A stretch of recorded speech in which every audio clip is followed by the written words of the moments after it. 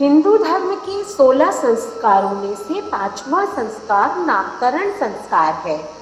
हम आपको गर्भाधारण, पुंसवन, सीमंतोन्नयन एवं जातकर्म संस्कार के बारे में पहले ही बता चुके हैं और आज हम आपको नामकरण संस्कार के बारे में बताने जा रहे हैं। जैसा कि इसके नाम से पता चलता है, इस संस्कार में नवजात बच्चे का नाम रखा जाता है।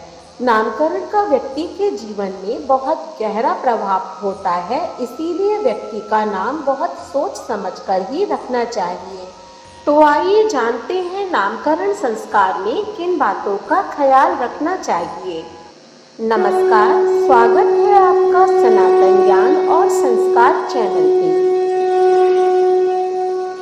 जब बच्चा माँ के गर्भ में होता है, तभी से उसके माता पिता उसके नाम से लेकर उसके जीवन की तमाम प्लानिंग शुरू कर देते हैं। कुछ लोग तो पहले से यह सोच लेते हैं कि जन्म के बाद वो अपने बच्चे का नाम क्या रखेंगे। ज्योतिष शास्त्र के हिसाब से इसे ठीक नहीं माना जाता है। सनातन धर्म में नामकरण को 16 संस्कारों में से एक माना गया है। नाम पूरे जीवन उसकी पहचान बनकर साथ रहता है। इसका प्रभाव व्यक्ति के जीवन, आचरण और भाग्य पर भी देखने को मिलता है। इसीलिए नामकरण हमेशा ज्योतिष नियमों को ध्यान में रखते हुए ही करना चाहिए। नामकरण एक अत्यंत महत्वपूर्ण संस्कार है। जीवन में व्यवहार का संपूर्ण आधार नाम पर ही निर्भर होता है। व्यक्ति का नाम जीवन में बहुत महत्व रखता है। नामकरण संस्कार से जातक की आयु और तेज में बढ़ोतरी होती है। साथ ही अपने नाम, आचरण, कर्म से जातक ख्याति प्राप्त करता है और अपनी अलग पहचान बनाता है। जब बच्चे का जन्म होता है तो उसका जातकर्म संस्कार किया जाता है। इस समय के बाद से सूतक काल लग जाता है। यह सूतक काल हिंदू धर्म मान्यता के अनुसार विभिन्न अवधि का होता है। सामान्य तौर पर देखा जाए तो नवजात बच्चे का नामकरण संस्कार उसके जन्म के 10 दिन बाद किया जाना शुभ रहता है। इसके अलावा 100वां दिन तक का समय भी उपयुक्त रहता है। नामकरण संस्कार की विधि के अनुसार बच्चे के नामकरण के दिन हवन किया जाना चाहिए और ब्राह्मणों को भोजन कराना चाहिए। नामकरण के दिन बच्चे के जन्म के नक्षत्रों, ग्रहों की दशा, तिथि, समय जैसी कई महत्वपूर्ण बातों को ध्यान में रखकर उसकी कुंडली बनाई जाती है। उसके जन्म के अनुसार ही उसकी राशि तय की जाती है। इसी राशि को ध्यान में रखकर नामकरण संस्कार करने की प्रथा है। नामकरण संस्कार के दिन बच्चे को सूर्यदेव के दर्शन कराने चाहिए। उसके बाद बच्चे के दादा दादी और माता पिता उसके दाहिने कान के पास उसके नाम का उच्चारण करते हैं। कुछ समुदाय में यह पवित्र संस्कार कम से कम 5 सुहागिन महिलाओं की उपस्थिति में किया जाता है। यह महिलाएं बच्चों के स्वागत के लिए गीत गाती हैं। इसके बाद वहां मौजूद सभी लोग बारी बारी से बच्चे को अपना आशीर्वाद देते हैं। बच्चे का नामकरण संस्कार घर में ही कराना चाहिए। आप चाहें तो किसी यज्ञ स्थल जैसे मंदिर आदि में भी आप हवन करा सकते हैं। पूजा के लिए रखे कलश पर ओम और स्वास्तिक जैसे शुभ चिन्ह जरूर बनाने चाहिए। इसके अलावा बच्चे को पूजा स्थल पर लाने से पहले उसकी कमर में सुतली या रेशम का धागा बांधना बेहद जरूरी होता है। नाम घोषणा के समय इस्तेमाल होने वाली थाली एकदम नई होनी चाहिए, जिसे नामकरण के दिन ही खोला जाए। साथ ही घर में सात्विक भोजन ही बनाना चाहिए।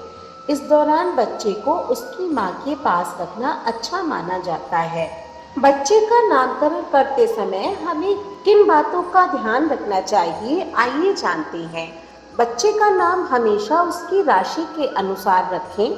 जन्म के समय जब बच्चे की कुंडली बनती है, उस समय ज्योतिष विशेषज्ञ आपको बच्चे के नाम का अक्षर बता देते हैं। आपको उन्हीं अक्षरों से बच्चे का नाम रखना चाहिए।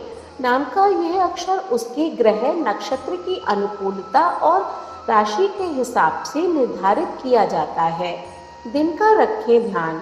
बच्चे का नामकरण संस्कार करने से पहले विशेष दिन का ख्याल रखना चाहिए। ज्योतिष नियमों के अनुसार बच्चे का नामकरण संस्कार जन्म होने के 11वें, 12वें व 16वें दिन में कर देना चाहिए।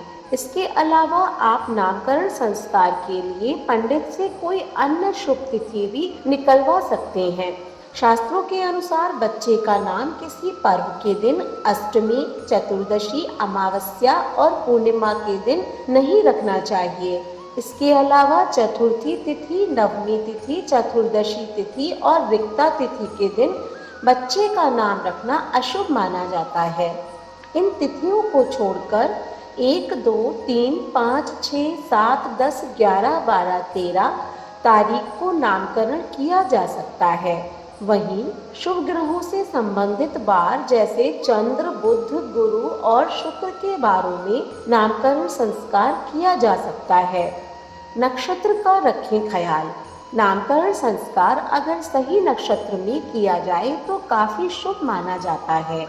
शास्त्रों में अनुराधा, पुनर्वसु, माघ, उत्तरा, उत्तर भाद्र, शतभिषा, स्वाति, घनिष्ठा, श्रवण, रोहिणी, अश्विनी, मृगशिर, रेवती, हस्त और पुष्य नक्षत्र को नामकरण के लिए शुभ माना गया है। नाम अर्थपूर्ण हो। आजकल इंटरनेट पे बच्चों के नाम देखकर जो पसंद आता है वो नाम रख दिया जाता है, लेकिन ये तरीका बिल्कुल गलत है। नाम हमेशा अर्थपूर्ण होना चाहिए, क्योंकि नाम के अर्थ का असर बच्चे के व्यक्तित्व पर भी पड़ता है। इसीलिए बच्चे के लिए कोई ऐसा नाम चुनें जो अर्थपूर्ण हो। नाम की स्पेलिंग का भी रखें ख्याल। अंक ज्योतिष में भी नाम का बहुत महत्व है। नाम के जरिए नामांक निकाला जाता है, जो व्यक्ति के भविष्य के बारे में काफ़ी कुछ कहता है। तमाम सेलिब्रिटीज अंक ज्योतिष विज्ञान के जरिए कई बार अपने नाम की स्पेलिंग को मॉडिफाई कराते हैं। इसीलिए पंडित से नाम का अक्षर मिलने के बाद आप उसके नाम की स्पेलिंग को अंक ज्योतिष विशेषज्ञ की मदद लेकर निर्धारित करें तो ये उसके लिए और भी शुभ होगा। बच्चे का नाम कुलदेवी या देवता के नाम पर रखना शुभ माना जाता है। हिंदू मान्यताओं के अनुसार बच्चे के नाम का अर्थ उसके चरित्र को प्रभावित करता है। अगर बच्चे का नाम उसकी ग्रहों की स्थिति से मेल न खाए तो वह बच्चों के लिए दुर्भाग्य लेकर आ सकता है। इसीलिए बच्चे का सही नाम चुनना बेहद महत्वपूर्ण माना जाता है। अगर नामकरण संस्कार इन सभी बातों का ध्यान रखकर किया जाए तो निश्चित ही बच्चे का भविष्य उज्जवल होगा और नाम से ख्याति प्राप्त करेगा। हमें उम्मीद है कि आज की वीडियो से आपको नामकरण संस्कार के बारे में सभी जानकारी प्राप्त हो गई होगी। अगर वीडियो अच्छी लगी हो तो इसे लाइक करें और ज़्यादा से ज़्यादा शेयर करें, जिससे और लोग भी ये जानकारी प्राप्त कर सकें। ऐसी ही धार्मिक वीडियोस देखने के लिए हमारे चैनल को सब्सक्राइब करें। धन्यवाद।